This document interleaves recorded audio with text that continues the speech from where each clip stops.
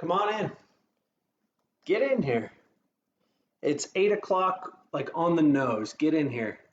Strengthen your soul is on. I need you. Come on in. Get in here. Looking forward to spending some time together.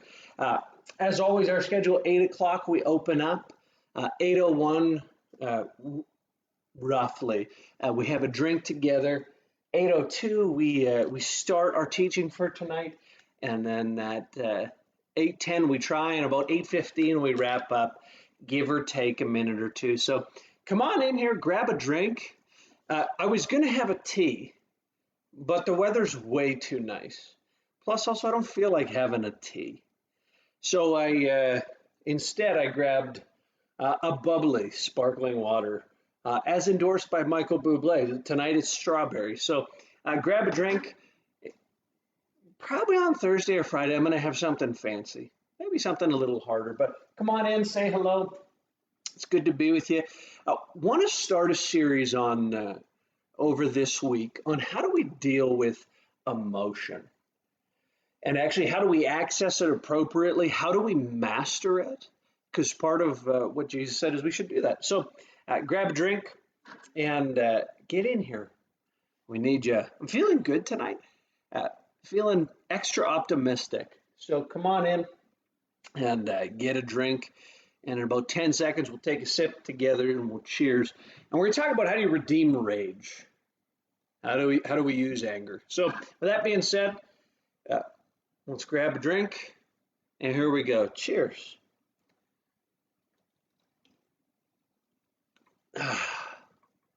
The day is like 5% better when we cheers each other. So let's talk about your soul. Tonight, I want to talk about something that if you're outside of faith, you might not know. And that is this: there seems to be a forbidden emotion within church world, and that is the emotion of anger. And honestly, I might say this, that culturally speaking, we don't really know what to do when it comes to anger, when it comes to this idea of rage. And what's interesting is this: if you actually, part of the goal of this series is to actually experiment and go, did Jesus really mean what he said he meant? And does it actually work 2,000 years later? But what's interesting about this, and one of the most overlooked aspects of the life of Jesus, was this: he clearly, unequivocally expressed anger. He clearly and impassionedly expressed anger. And yet, conversely, at exactly the same time, some of his teaching would say that if you do anger incorrectly, it has the ability to sabotage your soul and ruin your life. So I want to contrast two ideas. I want to talk to you about appropriate anger and then contrast it with rage. So rage being sort of uncontrolled, undisciplined. So here's a question just to think about. What makes you angry? What makes you angry? What makes your blood boil? What makes you go, I can't deal with that anymore? So I want to talk to you about that and how do we process our anger. So uh, let me give you a few categories for appropriate anger. There is an appropriate and right place for anger at injustice. I remember, and we'll go a little deep tonight. I remember when I was 15 years old, 14 maybe, 14, 15, and a dear friend of mine, uh, she was raped. And I remember hearing about it, and I remember feeling my blood boil. And so injustice is one of the ways where it is acceptable to be angry, where it's completely acceptable. Injustice, where people are stuck in poverty or abused and misused, it is completely appropriate to be angry. In fact, in fact, it weakens your soul to not be angry at injustice. It is a sign of a weak soul to not express appropriate anger at injustice. Number two is this protection. So related, but I want to talk to you about protection for yourself and actually how that can be appropriate. So some of you who are watching, some of you fall into the category of rage. We'll talk about you and you got to process that. But some of us who are watching right now, we actually allow people to treat us really bad. Or some of us, we allow people to say whatever they want to us, and we do not stand up for ourselves. We actually are victims of injustice, and we do not protect ourselves nor others. This is my major problem. So for me, I grew up in a house where anger wasn't really allowed, not for me. One of the rules in our house growing up was this, that girls can hit boys, but boys can't hit girls. And it was a great lesson my dad was trying to teach me, and down the road it was brilliant. But what it meant functionally was this: is when my sister, whom I love very, very, very much, we got a great relationship. Uh, Man, I love her so much. But when she would hurt me, I could do nothing to protect myself without getting in trouble. So the weird part about that is it left this brokenness in my own soul where I would not protect myself. What I mean by that is there's a difference between protection and vengeance. Vengeance falls under rage. We'll talk about that. But protection is simply this: I'm not going to let you wrong me and not withdraw or not confront you. So part of developing a strong soul is learning to have appropriate anger when people wrong you and harm you. Number three is this. Uh, it's anger about something that needs to change.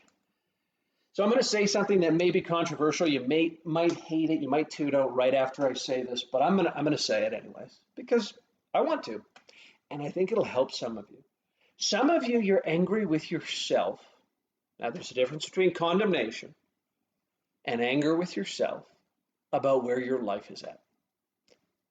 So some of us, we're angry about how messy our house is. Some of us, we're angry at ourselves because we've gained weight and we've just been eating with no discipline.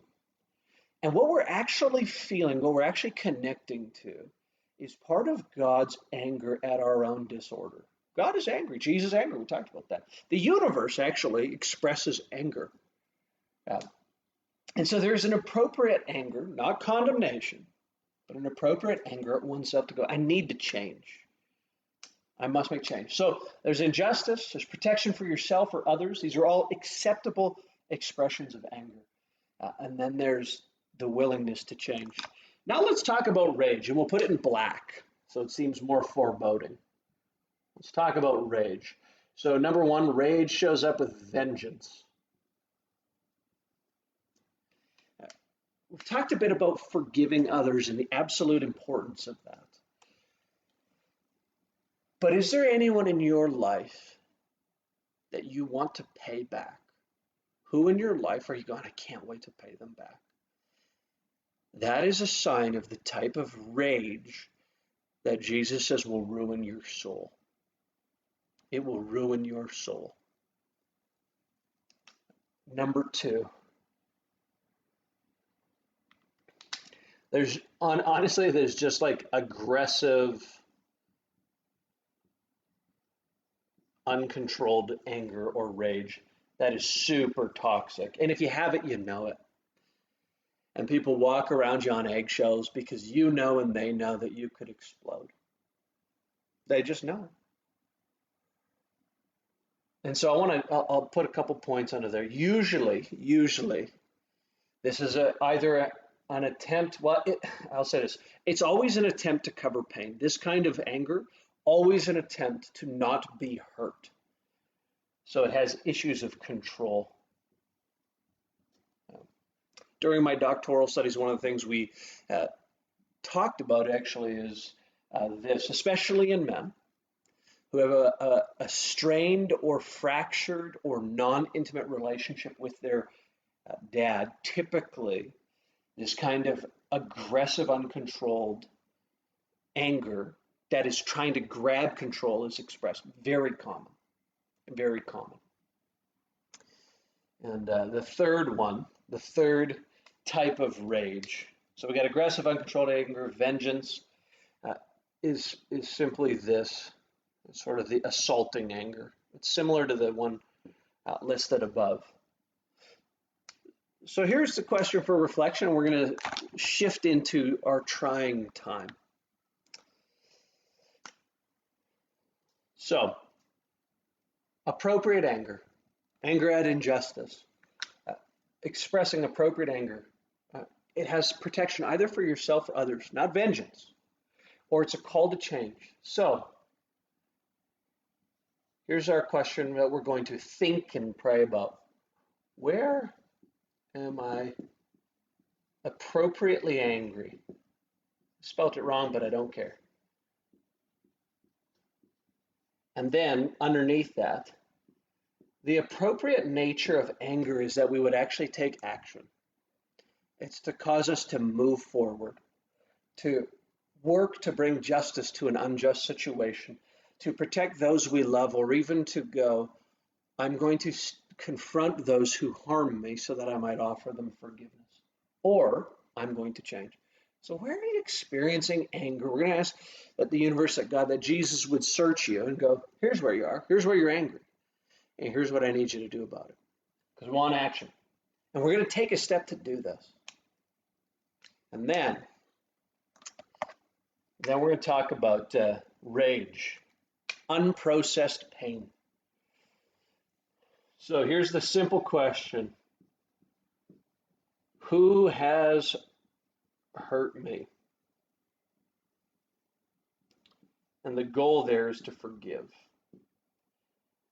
I've done a longer video on forgiveness. It's super important. You never get a healthy soul without it. But again, this will go after some of the strongest anger you have.